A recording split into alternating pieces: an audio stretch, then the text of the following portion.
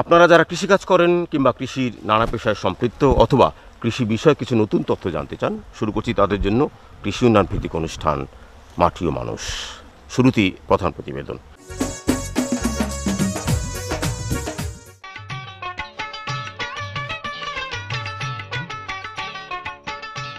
মৌচাষী কল্যাণ সমিতির দেয়া তথ্য অনুযায়ী সারা দেশে প্রায় 200 শতাধিক ভ্রাম্যমাণ মৌ খামারি আছেন, যারা বিভিন্ন মৌসুমে সারা বছরই বাণিজ্যিকভাবে মধু সংগ্রহ করেন।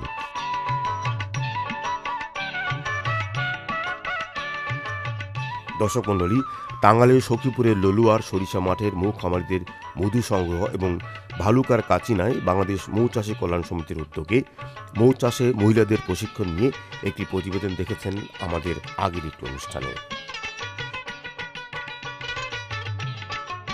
আজ দেখবেন কৃষি সম্প্রসারণ অধিদপ্তরের চাষি পর্যায়ে উন্নত মানের ডাল, তেল ও পেঁয়াজের বীজ উৎপাদন, সংরক্ষণ ও বিতরণ প্রকল্পে সরিষার ফলন বৃদ্ধিতে মৌচাষ সম্প্রসারণে গৃহীত কর্মসূচির কিছু অংশ। কৃষি সম্প্রসারণ অধিদপ্তরের ডাল, তেল, পেঁয়াজ বীজ উৎপাদন প্রকল্প একটি চলমান প্রকল্প। সারা দেশে বীজ উৎপাদন সংরক্ষণ কর্মকাণ্ডের প্রকল্প প্রশিক্ষণ সহ বীজ সংরক্ষণে নানা উপকরণ প্রদান করে থাকে। চলতি বছর এই প্রকল্পে সরিষা জমিতে মৌচাষ কর্মসূচিকে অন্তর্ভুক্ত করা হয়েছে।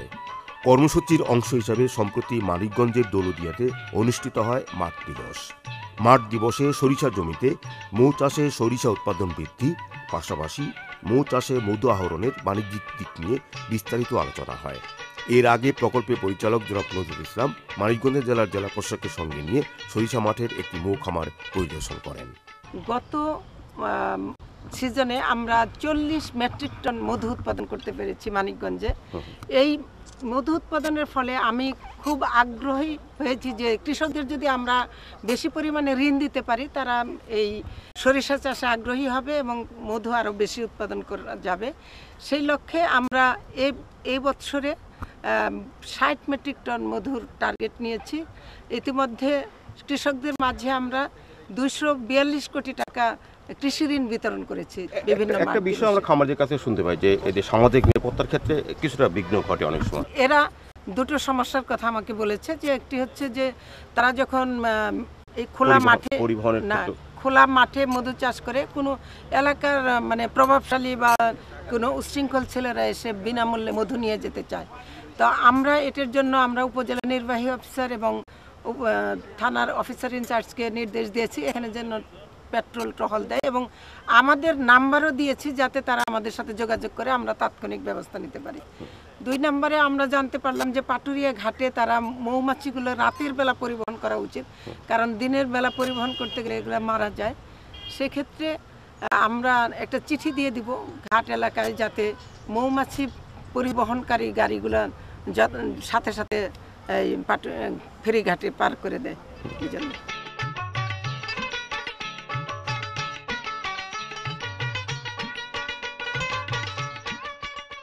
এবছরে ইতিমধ্যে 23টি খামার, প্রায় 132 জন মধু চাষি আমাদের মানিকগঞ্জ বিভিন্ন উপজেলায় তারা ক্যাম্প করেছে।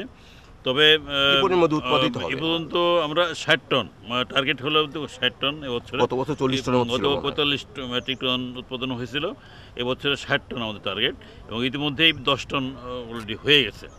10 টন উৎপাদন হয়ে গেছে। আমরা আশা করছি যে 60 টনের আমরা টার্গেট ফিল আপ করতে পারবো।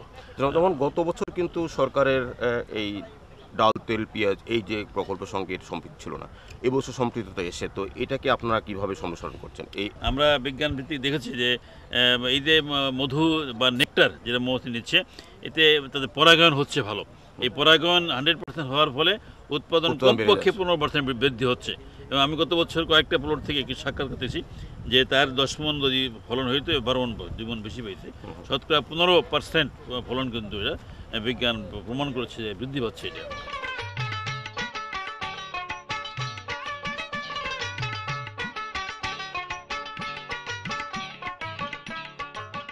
প্রতি সপ্তাহে দেখা গেছে আপনার এই কালেকশনে 10 মণ মধু হয়েছে। 10 মণ মধু।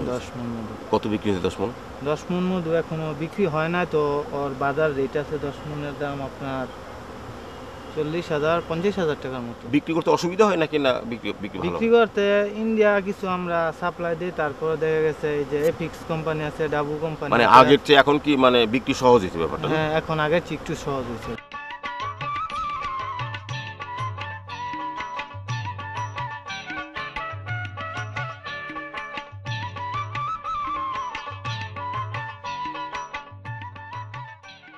সাম্প্রতিককালে যে প্রকল্প আপনি পরিচালনা করছেন, এই প্রকল্পের সঙ্গে মৌমাছি বিষয়ক ব্যাপারটা সংযুক্ত করা হয়েছে।